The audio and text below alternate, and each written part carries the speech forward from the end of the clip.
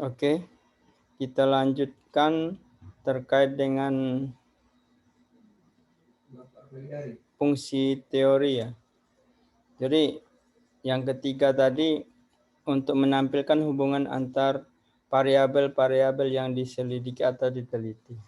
Melalui proses ini, seseorang dapat membandingkan topik penelitian dengan penemuan-penemuan atau penelitian terdahulu.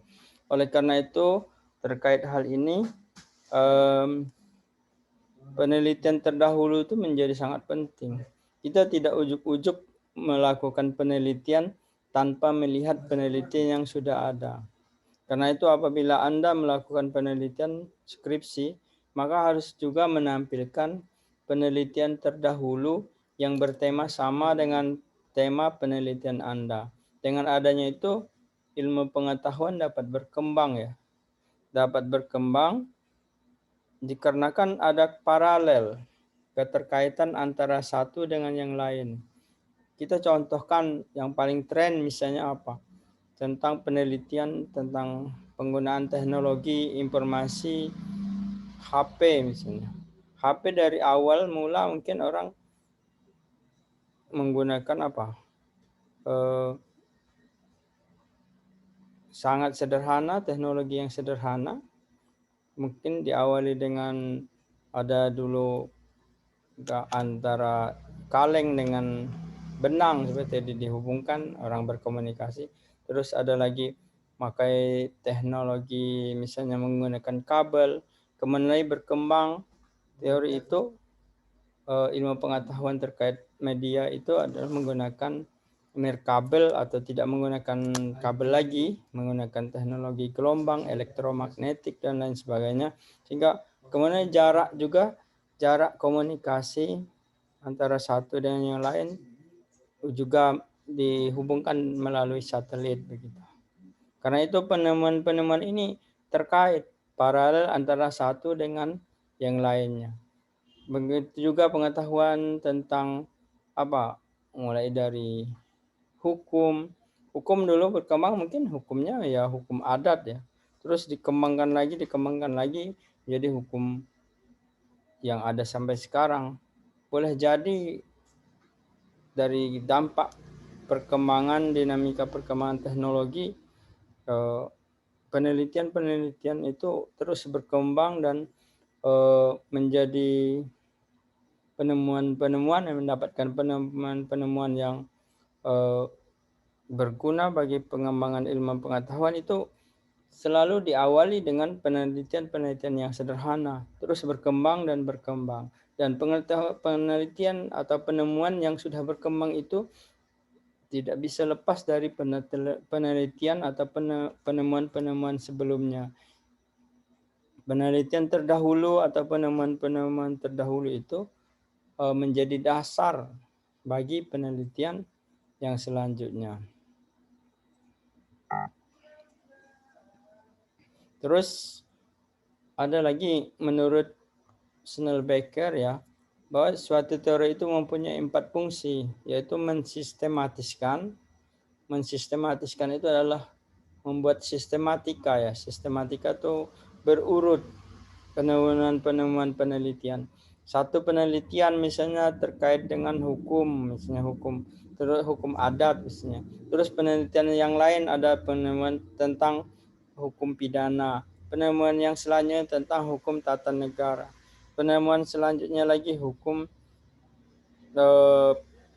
perdata dan lain sebagainya. Ini penemuan-penemuan itu menjadi sistematis, menjadi orang disistematiskan sehingga orang tahu kelompok-kelompok atau apa ini bagian dari apa. Itu penelitian-penelitian itu begitu.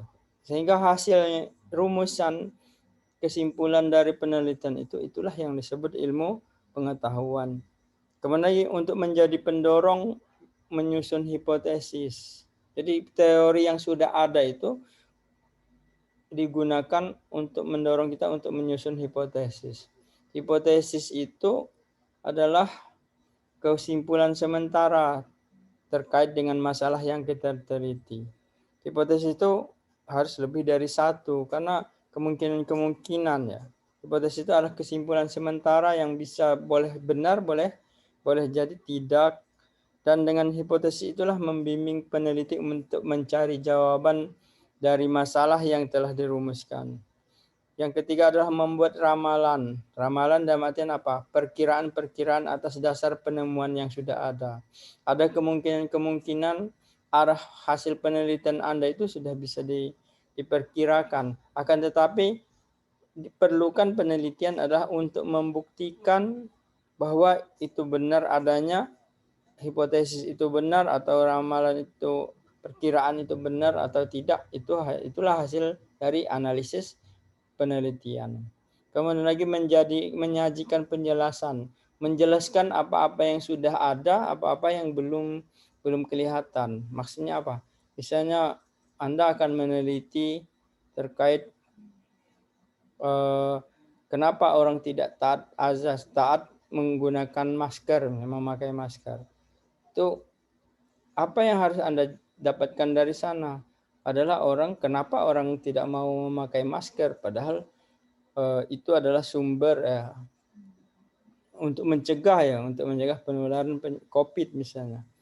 Apa yang akan Anda lakukan adalah untuk mencari penjelasan terkait kenapa orang tidak mau memakai masker. Penelitian sebelumnya Anda harus teliti adalah guna masker misalnya. Kenapa orang menggunakan masker? Kemudian lagi, apakah sudah ada penelitian-penelitian terkait dengan kebenaran atau hasil penelitian bahwa masker merupakan alat yang paling efektif untuk mencegah penularan misalnya, sehingga mendorong orang memakainya misalnya. Itu penjelasan itu, menyajikan penjelasan. Menurut Glasser dan Strauss menyatakan bahwa fungsi teori itu meliputi memberikan kesempatan untuk meramalkan, dalam artian menerangkan perilaku atau sikap atau apa. Bermanfaat untuk menemukan teori, khususnya sosiologi. Sosiologi adalah penelitian-penelitian terkait dengan sosial ya, kemasyarakatan, ke sosial, untuk menemukan teori yang sudah ada, akan menemukan teori-teori yang baru. Kemudian lagi untuk berguna untuk aplikasi yang praktis. Dalam artian apa? Ya, praktis itu dijadikan dasar sehingga penelitian itu sudah ada, lalu langsung kita pakai untuk mendorong, memberi masukan bagi kita dan dasar kerangka berpikir peneliti untuk memecahkan masalah penelitian yang akan ditelitinya. Kemudian lagi memberikan perspektif bagi perilaku, yaitu pandangan yang harus dijaring dari data. Jadi ada teori itu membuat kita mampu untuk mendorong pemikiran kita harusnya seperti apa yang harus kita lakukan. Kemudian lagi membimbing serta menyajikan gaya bagi penelitian dalam beberapa bidang perilaku. Maksudnya itu penelitian yang sudah ada itu mendorong kita melakukan sikap bagaimana yang seharusnya dalam penelitian. Modelnya menggunakan apa? Misalnya menggunakan observasi. Penelitian yang sebelumnya menggunakan eksperimen misalnya. Atau penelitian yang sebelumnya menggunakan wawancara atau wawancara mendalam, atau menggunakan teori kajian sejarah dan lain sebagainya. Oleh karena itu, dari beberapa fungsi teori yang dikemukakan itu, maka titik persamaannya adalah terletak pada kegunaan untuk menjelaskan atau meramalkan atau memberikan hipotesis kepada kita terkait dengan fenomena atau gejala. Itu fungsi teori yang sudah di dalam bagan ini adalah menjelaskan, memperjelas, dan mempertajam ruang lingkup atau konstruk variabel yang akan diteliti. Kemudian lagi meramalkan, maksudnya merumuskan hipotesis, kesimpulan sementara, dan menyusun instrumen penelitian. Karena pada dasarnya hipotesis itu merupakan pernyataan yang bersifat prediktif. Pernyataan prediktif itu adalah pernyataan yang sifatnya di awal ya, prediksi begitu.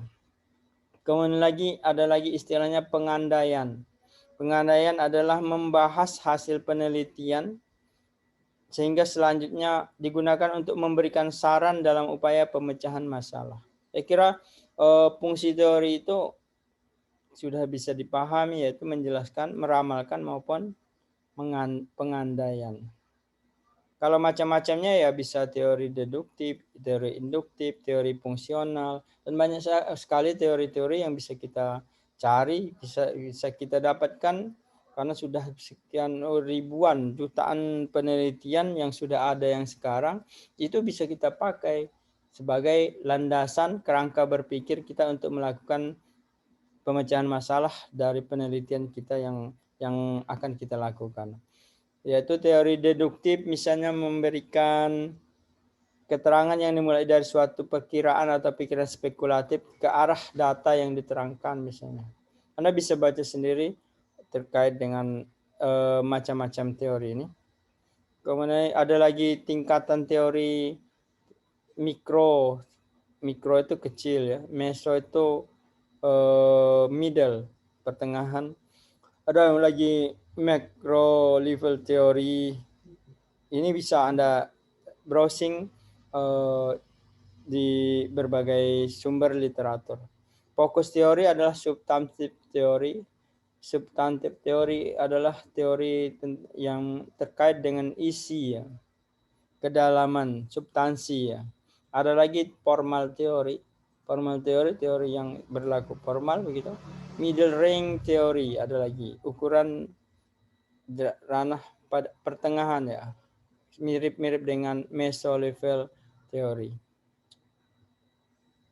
Deskripsi teori mungkin bisa dilihat disinkronkan dengan penjelasan di awal bahwa dalam suatu penelitian merupakan uraian sistematis tentang teori dan bukan sekedar pendapat pakar atau buku. Nah, ini sering keliru kalau kita itu pendapat seorang pakar misalnya langsung dianggap sebagai teori. Itu belum tentu. Tetapi teori itu harus diperkuat dengan apa? Betul-betul hasil penelitian, kesimpulan dari suatu penelitian. Maka itu baru itu bisa dipakai sebagai teori penelitian. Tapi kalau baru sekedar pendapat pakar atau penulis buku, lazimnya itu sering bias. Bias itu adalah tidak bisa menjadi dasar untuk membuat kerangka penelitian karena masih sekedar perkiraan-perkiraan atau baru konsep pemikiran yang belum jelas kebenarannya karena baru hasil pemikiran sepintas. Menurut pendapat saya begitu begini itu belum bisa dipakai sebagai teori penelitian karena tidak kuat. Ada lagi bahwa teori tidak berisi tentang penjelasan terhadap variabel yang diteliti yang lengkap dan mendalam. Jadi namanya teori ya tidak melulu secara lengkap memberikan penjelasan. Akan tetapi itu menjadi kerangka utama penelitian kita. Kenapa? Teori itu secara gamblang, secara umum terkait dengan variabel yang akan kita teliti untuk memecahkan masalah penelitian kita. Kemudian lagi untuk menguasai teori maupun generalisasi dari hasil penelitian, maka peneliti harus rajin membaca. Jadi peneliti itu di samping ya harus melakukan penelitian, model utamanya adalah membaca. Membaca adalah belum tentu tidak mesti harus dilakukan membaca menamatkan satu buku terus, bukan begitu, tapi memahami. Jadi membaca adalah memahami apa-apa yang menjadi substansi dari suatu bacaan.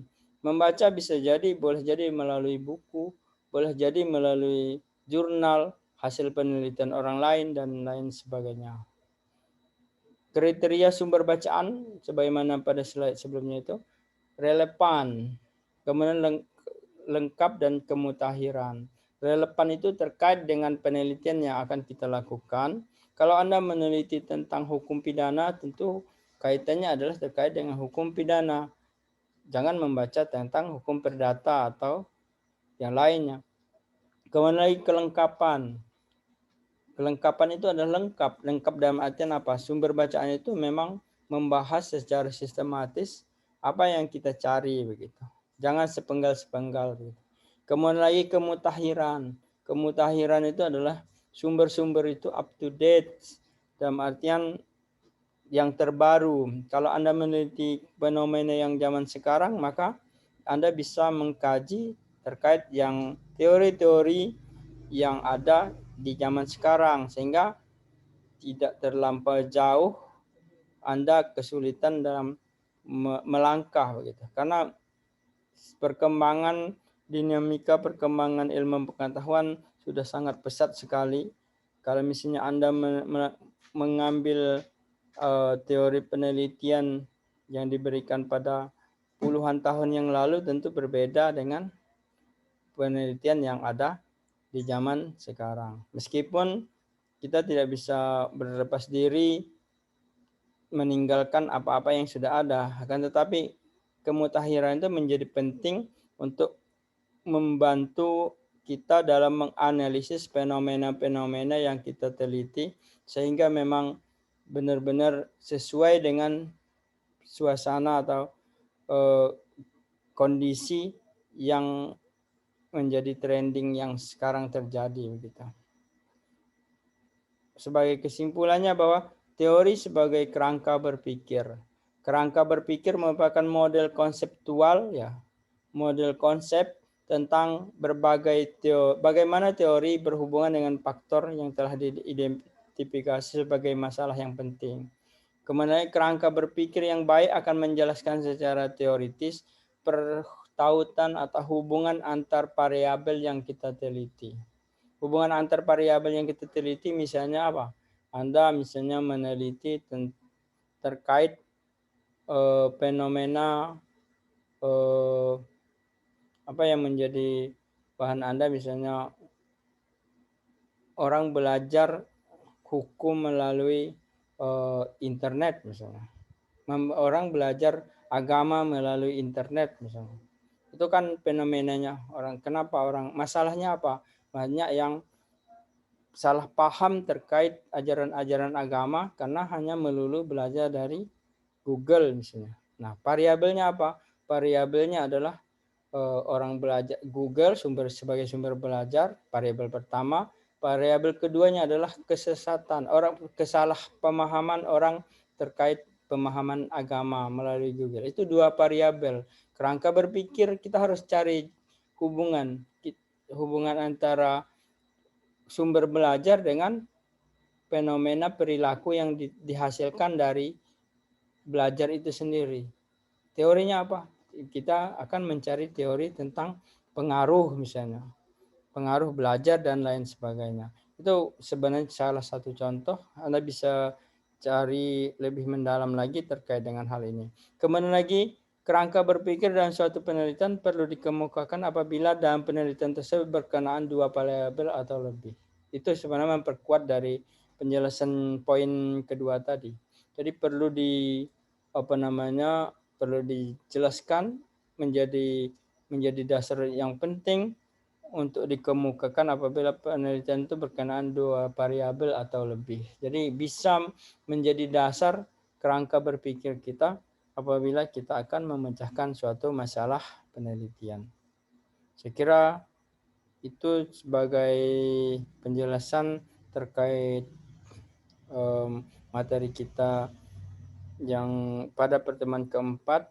Nanti kalau ada permasalahan atau pemahaman Anda yang kurang jelas, bisa ditanyakan kepada Bapak, bisa melalui e-learning pada poin tanya jawabnya, ataupun bisa dilakukan melalui WA group atau langsung japri ke nomor HP Bapak melalui WA.